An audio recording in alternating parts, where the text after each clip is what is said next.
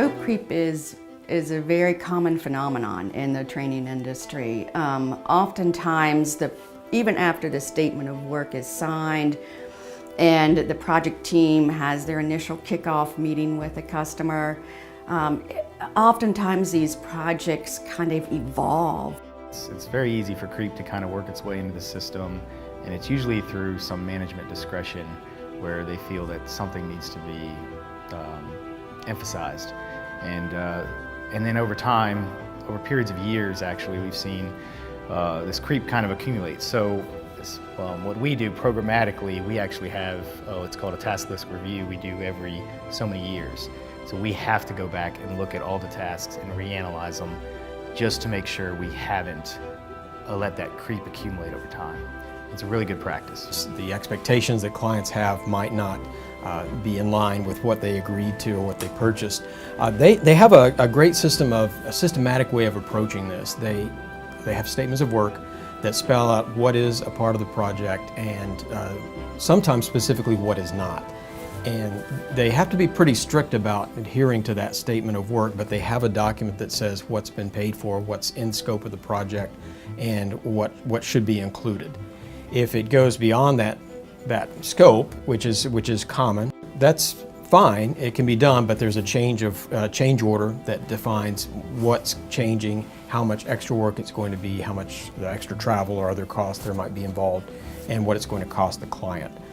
One of the ways to manage scope creep is to use some of the project management tools, such as working with a project charter or statement of work, where you document the defined scope with the client or customer for the project and get agreement on it. And it's even best to manage it by getting signed off agreement on it.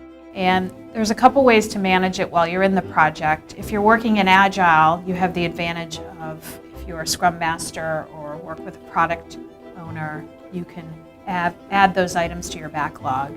And that way, it's recognized that it's something that the customer would like to do, but it goes into the general prioritization that comes up for a given quarterly planning meeting or sprint. So it works into the Agile process.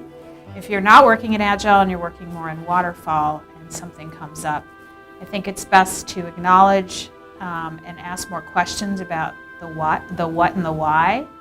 So always, probe a little bit more. And then ask your team more about things like the impact to the project around time, around quality, around resources, around cost, so you can really understand.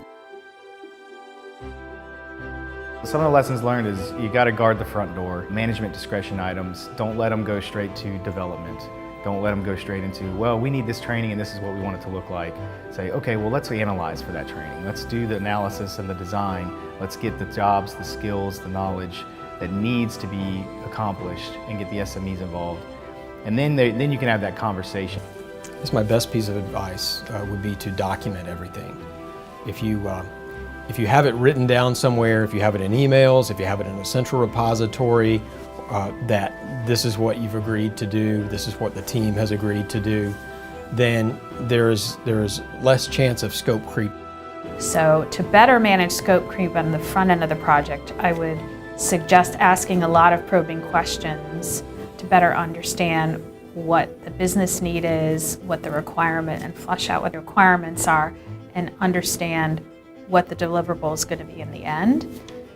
Some of the key questions to ask during the sales process for a training type project would be, will your SMEs be dedicated for the entire project, or will you have different SMEs, subject matter experts, cycling on and off the project? Will you be providing any kind of templates for the instructor-led materials? Do you have, if it's an e-learning course, you want to ask them, do you have an e-learning course that you currently have that you want us to replicate, or one that you like using? And what did you like about it? What didn't you like about it? How would you like to see this new training different? So those are some key questions that, as an instructional designer, you should ask during the sales process. I'd also say I'm not a big fan of shunning all scope creep. Sometimes scope creep can be a good thing if you renegotiate the scope. And a lot of times in the course of a project, you will find ways you could kill two birds with one stone. We're doing this, but we know that something related is going to be needed in the near future, and if we plan it correctly or think creatively, we could address both of those issues right now with this one project.